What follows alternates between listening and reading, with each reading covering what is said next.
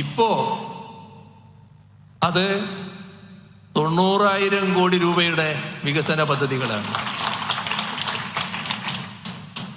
ഇവിടെ തിരിഞ്ഞെന്ന് നോക്കിയാലും അവിടെല്ലാം കിഫ്ബിയുടെ സാക്ഷ്യപത്രങ്ങൾ കാണാം. സ്കൂൾ കെട്ടിടം, ആശുപത്രി കെട്ടിടം, റോഡുകൾ, പാലങ്ങൾ, വിവിധ പദ്ധതികൾ, ഇതെല്ലാം കിഫ്ബിയുടെ സഹായത്തോടെയാണ് നമുക്ക് നിർവഹിക്കാനായത്. നമ്മുടെ ദേശീയപാതാ വികസനത്തിന് 25% ഭൂമി ഏറ്റെടുക്കാനുള്ള വില നാം കൊടുക്കേണ്ടതായി വന്നു, സംസ്ഥാനം കൊടുക്കേണ്ടതായി വന്നു. ആ 5600 കോടി രൂപ കിഫ്ബിയിൽ നിന്നാണ് നാം കണ്ടെത്തിയത്.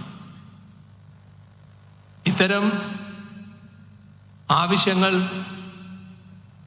കിഫ്ബി വഴി നിറവേറ്റുമ്പോൾ നമ്മുടെ രാജ്യത്തെ കേന്ദ്ര സർക്കാർ, കേരളത്തിൻ്റെ വികസനം എന്ന് പറഞ്ഞാൽ രാജ്യത്തിൻ്റെ വികസനത്തിൻ്റെ ഭാഗമാണല്ലോ.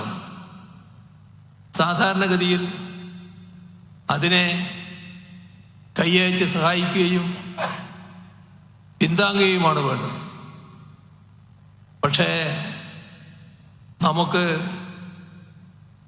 അത്യന്തം വേദനാജനകമായ ദുരനുഭവമാണ് ഉണ്ടായത്. നമ്മളോട് കേന്ദ്ര സർക്കാർ പറഞ്ഞു, നിങ്ങൾ കിഫ്ബി വഴി എടുക്കുന്ന വായ്പ സംസ്ഥാനത്തിൻ്റെ വായ്പയായി പരിഗണിക്കും. അതിൻ്റെ അർത്ഥം അത്രയും വായ്പ നമുക്ക് എടുക്കാൻ കഴിയില്ല എന്നാണ്. ഇവിടെ നാം കാണേണ്ട ഒരു വസ്തുത,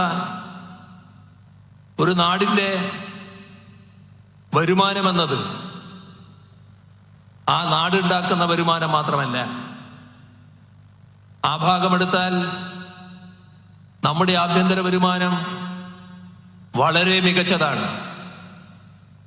ആ ആഭ്യന്തര വരുമാന സ്ഥിതി വെച്ചാൽ ഒരു തരത്തിലുള്ള സാമ്പത്തിക പ്രശ്നവും നമ്മുടെ കേരളം നേരിടേണ്ടതായിട്ടില്ല. ഈ ആഭ്യന്തര വരുമാനത്തോടൊപ്പം മറ്റു ചിലത് ചേരാനുണ്ട്. അതിലൊന്ന്, കേന്ദ്ര സർക്കാർ ഓരോ സംസ്ഥാനത്തിനും നൽകേണ്ട അർഹതപ്പെട്ട വിഹിതമാണ്.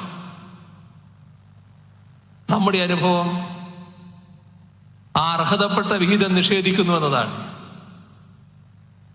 അതിൽ സാരമായ വെട്ടിക്കുറവ് വരുത്തുന്നു. ഇതിനോടൊപ്പം ചേരേണ്ടതാണ് സംസ്ഥാനത്തിൻ്റെ ചെലവുകൾ നിർവഹിക്കാൻ വായ്പയെടുക്കാനുള്ള അവകാശം. വായ്പയെടുക്കാൻ കേന്ദ്ര സർക്കാർ പരിധി ചുമത്തി. അതിൻ്റെ ഭാഗമായി നമുക്ക് അർഹതപ്പെട്ട വായ്പാ പരിധി നിഷേധിച്ചു, വായ്പാ പരിധി വെട്ടിക്കുറച്ചു.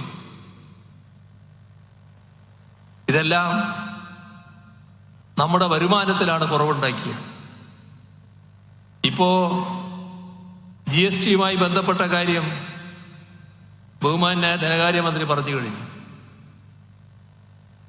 8,000 മുതൽ 10,000 കോടി രൂപ വരെ നിലവിലുള്ള വരുമാനത്തിൽ കുറവ് വരാൻ പോകുന്നു.